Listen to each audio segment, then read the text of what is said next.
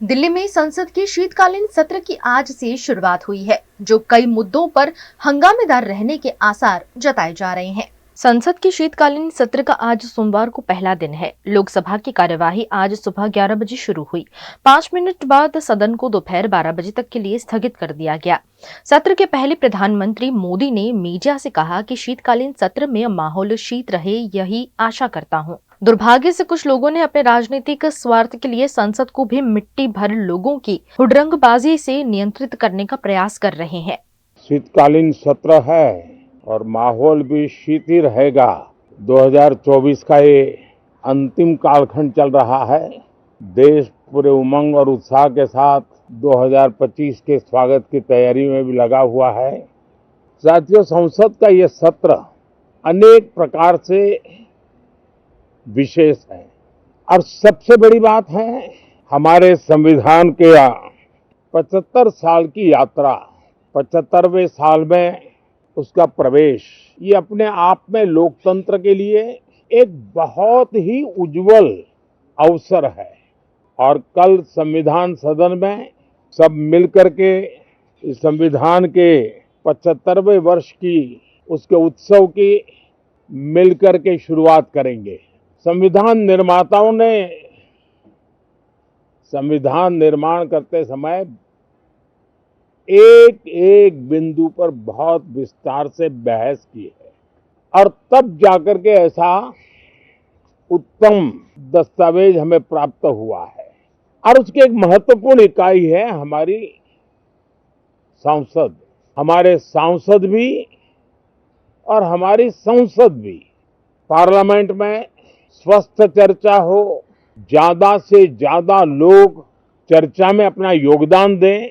दुर्भाग्य से कुछ लोगों ने अपने राजनीतिक स्वार्थ के लिए, जिनको जनता ने अस्वीकार किया है, वे संसद को भी मुट्ठी भर लोगों के हुड़दंगबाजी से कंट्रोल करने का लगातार प्रयास कर रहे हैं।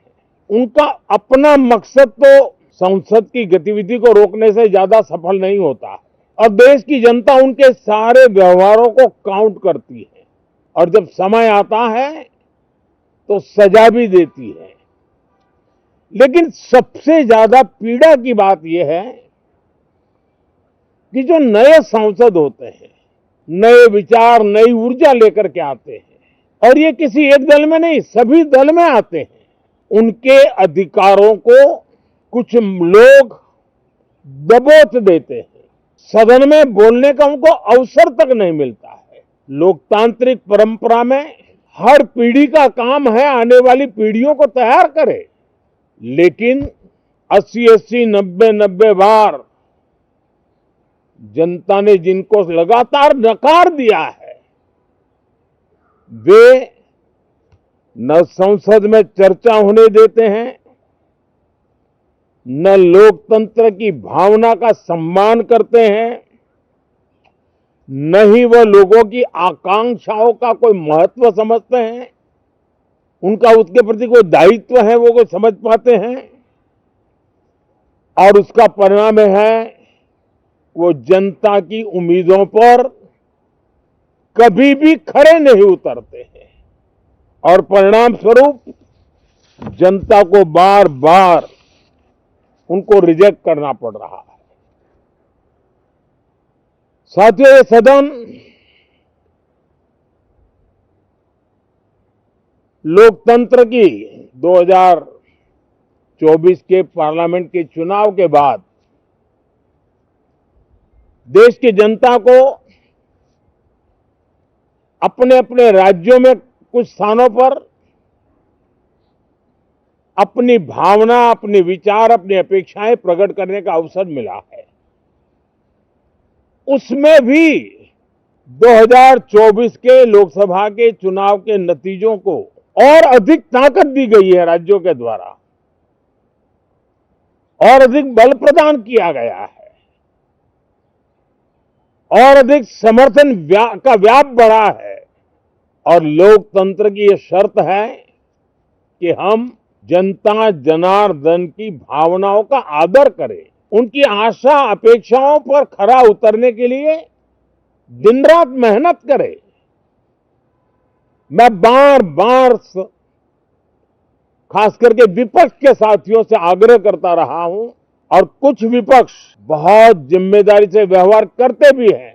उनकी भी इच्छा रहती है कि सदन में सुचारू रूप से काम हो, लेकिन लगातार जिनको जनता ने नकार दिया है, वे अपने साथियों की बात को भी दबोच देते थे, उनकी भावनाओं का भी अनादर करते हैं, लोकतंत्र की भावनाओं का अनादर करते हैं। मैं आशा करता हूं कि हमारे नए साथियों को अवसर मिले। सभी दल में नए साथी हैं, उनके पास नए विचार है, भारत को आगे ले जाने के लिए नई नई कल्पनाएं हैं, और आज विश्व भारत की तरफ बहुत आशा भरी नजर से देख रहा है। तब हम संसद का समय का उपयोग वैश्विक स्तर पर भी भारत के आज जो सम्मान बढ़ा है, भारत का प्रति जो आकर्षण बढ़ा है, उसको बल प्रदान करने वाला हमारा व्यवहार रहना चाहिए।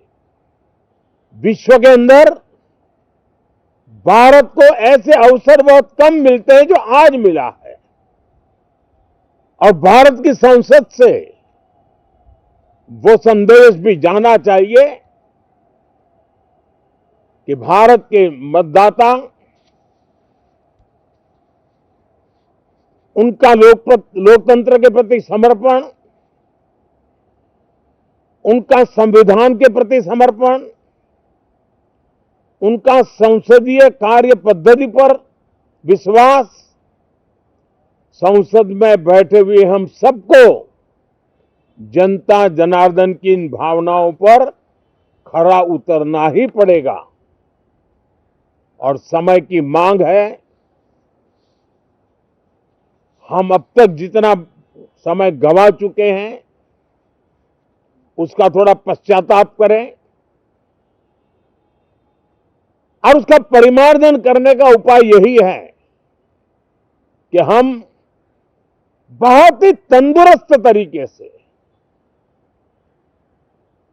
हर विषय के अनेक पहलुओं को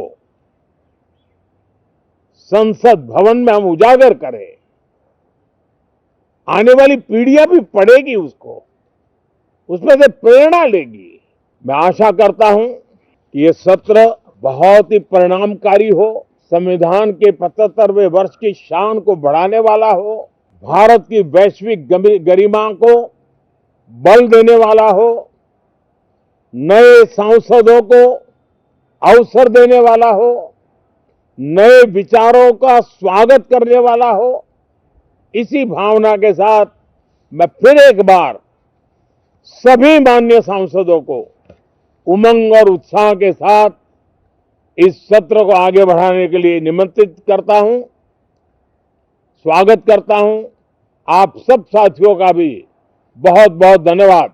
दरअसल इस बार मानसून सत्र में अडानी मणिपुर हिंसा और ट्रेन दुर्घटनाओं पर हंगामे के आसार हैं। अमेरिका की न्यूयॉर्क फेडरल कोर्ट ने गौतम अडानी पर सोलर एनर्जी कॉन्ट्रैक्ट हासिल करने के लिए भारतीय अधिकारियों को लगभग 2200 करोड़ रुपए की रिश्वत देने की पेशकश का आरोप लगाया है। राहुल गांधी ने इस मामले पर जेपीसी की मांग रखी है। यह मामला इस बार संसद में जोरों शोरों से उठाया जा सकता है।